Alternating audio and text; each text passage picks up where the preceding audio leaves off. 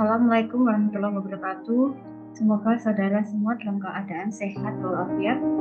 Untuk pertemuan ini saya akan membahas materi pertama dalam manajemen pengembangan MSDM.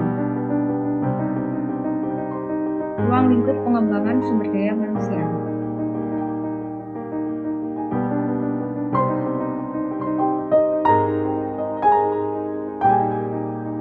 Untuk pengertiannya, menurut Gile dan Mayulik 2000 mengartikan sumber daya manusia SDM sebagai orang-orang yang dikaryakan oleh organisasi. Selanjutnya dikatakan bahwa pengembangan SDM berkenaan dengan memajukan pengetahuan, keterampilan, kompetensi, dan perbaikan perilaku baik pribadi maupun profesional, merefleksikan fokus pada individual dan organisasional yang dihasilkan dari komitmen terhadap SDM. Jadi perbaikan individu akan bermanfaat bagi organisasi. Kemudian menurut Hargrave dan Jervis tahun 2000, pengembangan SDM sendiri adalah proses membantu individu untuk mengembangkan potensinya secara optimal. Pengembangan SDM sendiri dapat dikatakan sebagai disiplin terapan yang relatif baru dan terus berkembang. Sampai saat ini telah banyak ahli yang mengembangkan gagasan dan pendekatnya tentang konsep, teori, dan praktik di bidang pengembangan SDM itu sendiri. Di sini ada beberapa pengertian menurut dari beberapa ahli ataupun dari beberapa pengarang. Nanti bisa dilihat ada dari Netler, kemudian Craig, Jonas, McLagan, Chalowski, dan Lincoln, kemudian ada Swanson, Jacob, R. Smith, McLagan, ada dari Smith, Chalowski, Marquardt dan Engel, kemudian Watkin, Gile dan Engel, kemudian Nadler and Nadler, Marsik and Watkin, dan yang terakhir ada dari Swanson. Selanjutnya untuk konsep pengembangan SDM, pengembangan SDM adalah aktivitas pembelajaran yang terorganisir dalam organisasi dalam rangka perbaikan kinerja dan atau pertumbuhan pribadi dengan tujuan meningkatkan pekerjaan individual ataupun organisasi. Pengembangan SDM sendiri meliputi program pelatihan dan pengembangan karir dan pengembangan organisasi. Hal ini berkaitan dengan manajemen SDM, suatu bidang yang meliputi riset dan sistem informasi SDM, hubungan industrial, pembinaan karyawan, kompensasi dan benefit, seleksi dan penempatan staf, sistem manajemen kinerja, perencanaan SDM, dan desain sistem atau organisasi. Kemudian untuk pengintegrasian pengembangan SDM sendiri, pengembangan SDM terintegrasi mengadopsi pendekatan-pendekatan yang memiliki nilai tambah, seperti pendekatan kompetensi, manajemen talenta, dan sistem informasi manajemen kompetensi. Beberapa program pengembangan SDM terintegrasi antara lain pelatihan berbasis kompetensi, kemudian ada pengembangan SDM berbasis kompetensi, manajemen SDM berbasis talenta, continuing professional development, dan assessment center. Untuk ruang lingkup pengembangan SDM di sini, menurut Magison, Danfield, dan Joy Matthew tahun 99 membedakan antara pelatihan, pengembangan, pelatihan, pendidikan, dan pengembangan SDM sebagai berikut. Ini perlu kita ketahui dulu karena kadang-kadang ketika mendengar kata pengembangan SDM itu dipikirnya itu hanya ada satu atau beberapa hal.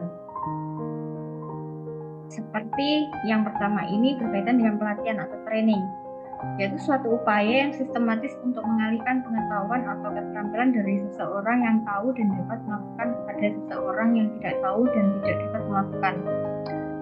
Kemudian yang kedua, pengembangan development, yaitu suatu proses jangka panjang yang dirancang untuk meningkatkan potensi dan efektivitas. Ada pembelajaran atau learning, yaitu proses yang berkelanjutan menjadi berbeda yang kondisinya saat ini. Ada pendidikan atau education, yaitu sebagai cakupan yang sangat terstruktur untuk pembelajaran terencana dengan tujuan antara lain mengembangkan wawasan. Di sini untuk pendidikan biasanya ada pendidikan formal dan non formal. Kalau untuk pendidikan formal misalkan dari SMA, kemudian nanti melanjutkan ke perguruan tinggi, kemudian yang non formal bisa seperti kursus. Kemudian ada pengembangan SDM atau Human Resource Development, yaitu istilah yang digunakan untuk menjelaskan pendekatan yang terintegrasi dan menyeluruh untuk mengubah pekerjaan yang berkaitan dengan perilaku dengan menggunakan berbagai strategi dan teknik pembelajarannya. Ruang lingkup pengembangan SDM sendiri, kita mulai dari pelatihan dan pengembangan yang merupakan proses yang sistematik untuk mengembangkan kemampuan dan keterampilan karyawan dalam bekerja yang berkaitan dengan ilmu pengetahuan, keahlian dengan tujuan untuk meningkatkan kualitas kinerja. Dalam pelatihan dan pengembangan karyawan lebih difokuskan kepada pelatihan daripada pengembangan, dan juga pelatihan lebih difokuskan kepada pegawai baru. Sebenarnya pelatihan sendiri tidak hanya untuk pegawai baru saja, tapi bisa jadi pelatihan dikhususkan untuk karyawan atau pegawai yang pindah ke bidang lain. Kemudian pelatihan adalah proses yang dilakukan guna mengembangkan keahlian seseorang untuk membantu proses kinerja organisasi serta untuk memenuhi persyaratan pekerjaan dan melakukan pekerjaan dengan baik, sehingga seseorang karyawan dapat melakukan pekerjaan secara efektif dan produktif. Pelatihan membantu suatu organisasi untuk mencapai tujuan yang telah ditetapkan dan mengkontribusikan ke seluruh potensi yang dimiliki dalam bekerja. Nih, fungsinya dari sebuah pelatihan. Selanjutnya, tujuan pengembangan SDM sendiri. Tujuan dari program pelatihan dan pengembangan dalam organisasi adalah yang pertama, meningkatkan kesadaran diri atau individu. Kemudian yang kedua, meningkatkan keterampilan dalam satu bidang atau lebih. Ini yang sering kelihatan itu dari yang nomor 2 ini, yaitu meningkatkan keterampilan dalam satu bidang atau lebih. Jadi kalau awalnya kita itu hanya menguasai bidang A saja, karena adanya pelatihan dan pengembangan ini, kita akhirnya menguasai bidang B, bidang C, maupun bidang yang lain. Kemudian yang ketiga, meningkatkan motivasi individu untuk melaksanakan tugas atau pekerjaan secara memuaskan. Adanya pelatihan di sini, seseorang akan lebih termotivasi. Dengan kata lain, melalui peningkatan kemampuan dan unjuk kerja individu dan kelompok, program pelatihan pada gilirannya diharapkan dapat meningkatkan unjuk kerja organisasi. Selanjutnya, ada faktor-faktor yang mempengaruhi pengembangan SDM. Menurut Mondi dan Wei 1987, ada 7 faktor yang mempengaruhi pengembangan SDM. Yang pertama, dukungan manajemen puncak. Kemudian yang kedua, komitmen para spesialis dan generalis dalam pengelolaan sumber daya manusia. Ketiga, perkembangan teknologi. Keempat, kompleksitas organisasi. Kelima, pengetahuan tentang ilmu perilaku. Keenam, prinsip-prinsip belajar. Yang ketujuh, unjuk kerja fungsi-fungsi manajemen SDM lainnya. Untuk 7 faktor ini, saya rasa beberapa di antaranya adalah saling terkait dan mempengaruhi. Terutama di sini terkait dukungan manajemen puncak. Apabila manajemen puncak tidak menyetujui pengembangan SDM ini, maka kegiatan pengembangan SDM biasanya juga jarang terjadi.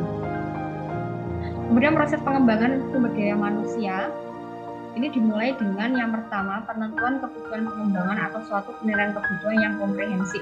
Jadi perlu dirancang dulu kira-kira apa toh kebutuhan dari untuk pengembangan SDM ini. Kemudian penentuan tujuan yang bersifat umum dan spesifik.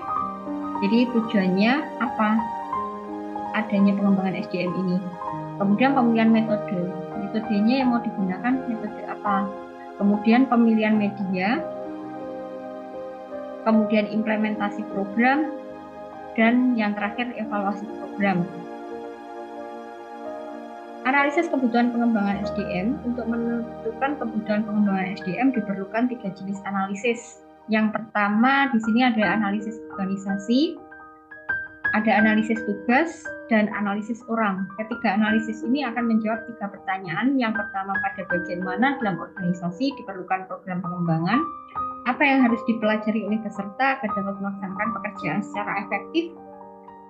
Dan yang ketiga, siapa yang perlu dilatih atau dididik, dan latihan pendidikan apa yang perlu diberikan kepada mereka.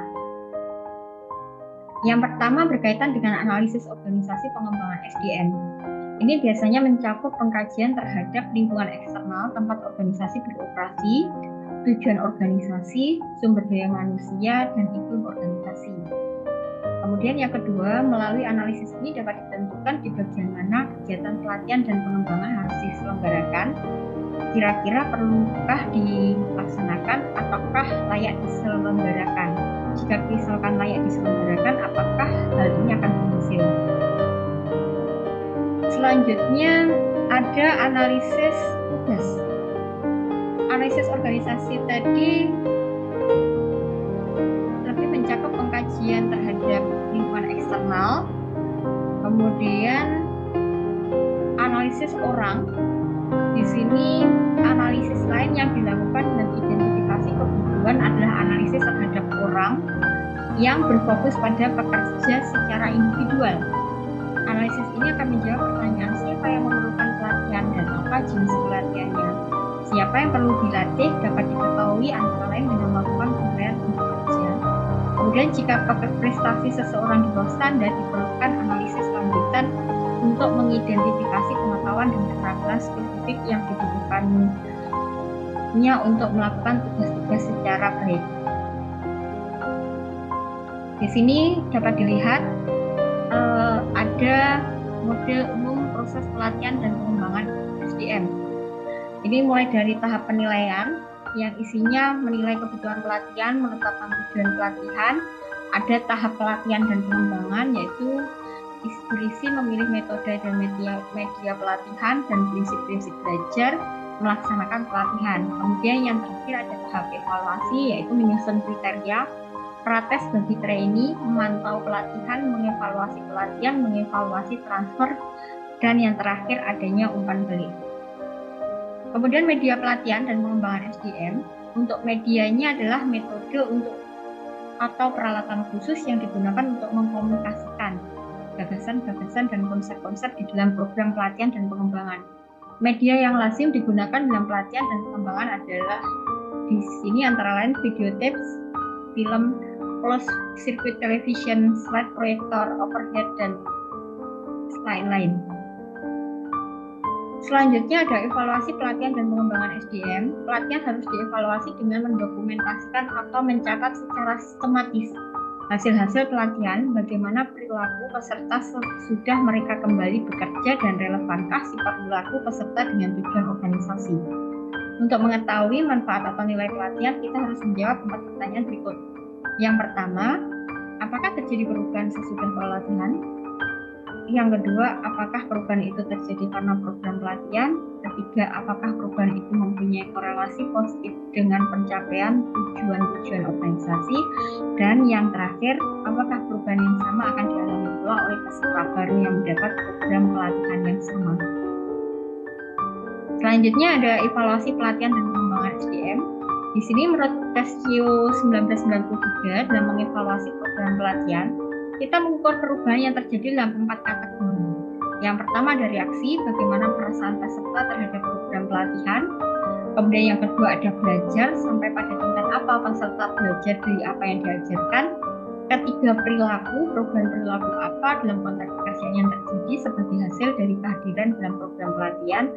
Dan ada hasil sejauh mana diperoleh perubahan perilaku yang terkait dengan biaya, misalnya peningkatan produktivitas atau kualitas, penurunan turnover atau kecelakaan kerja sebagai hasil dari program pelatihan itu sendiri. Oke, demikian materi terkait ruang lingkup pengembangan sumber daya manusia. Ada kurang lebihnya, saya mohon maaf. Terima kasih. Wassalamualaikum warahmatullahi wabarakatuh.